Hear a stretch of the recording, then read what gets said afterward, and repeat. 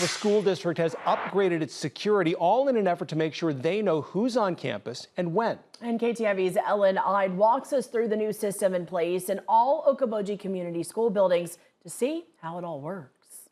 I think it's very important to make sure that when we do have visitors, we know where they are, we know where they're going, they're not straying from the path of the plan. The Okoboji Community School District has tightened up their security at all 3 of their schools by adding the Verkada Guest Pass system. Here's how it works. A prospective visitor can enter the school's waiting area where they'll be met with a tablet.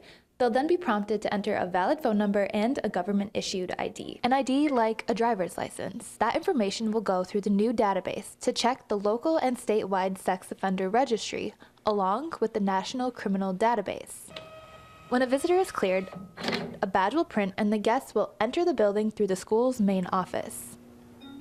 After their initial visit, if they check a box, then all they need to return is just plug in their cell phone number, or they can actually scan a QR code on their phone to expedite the process. Once they've been cleared, they are cleared for 90 days. Administrators began their research last spring, but took their time in finding the perfect software to fit the district's needs. It integrates well with the rest of our system, and it also does a good job of checking to make sure that the charges that are being flagged are appropriate charges to be flagged. In addition to flagging any individual with a criminal record, the system is customizable to assist with unique circumstances. It actually allows us to enter in names ourselves. If we have people that we know that would be of interest that shouldn't be allowed in our building, we can upload those names ourselves.